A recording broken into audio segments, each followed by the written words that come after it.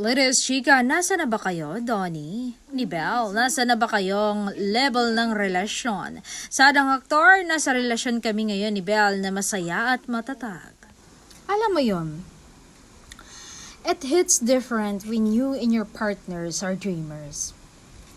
Kahit maswerte ako kay Belle, instead of being a distraction to each other in your journey towards realizing your goals, you encourage one another to keep going. And you respect each other's time.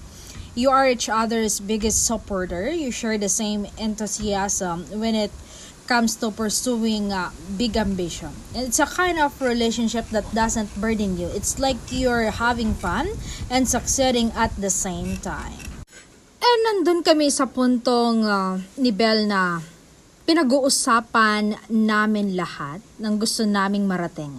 Yung trabaho gusto naming ipaglaban, yung negosyong gusto naming simulan, at yung buhay na gusto naming buuin ng tahimik pero buo. Napapag-usapan namin yung simpleng pangarap, isang bahay na may pahinga, isang buhay na may sapat at may direksyon, mga araw na hindi kailangan magmadali dahil alam naming nasa tamang landas kami. Nag-uusapan din namin ang pamilya, kung paano namin gustong magbigay, kung paano namin aalagaan ang mga mahal namin.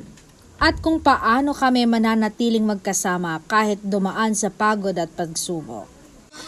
And may pangarap din kaming maglakbay, makakita ng bagong lugar at gumawa ng mga alaala na balang araw babalikan namin na may ngiti. Hindi namin sinasabing madali ang lahat.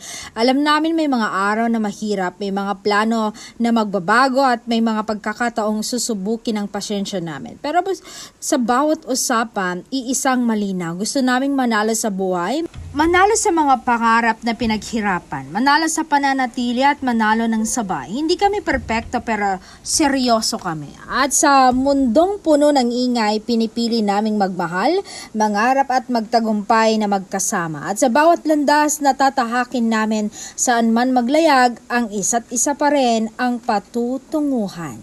Yan ang love story namin ni Belle.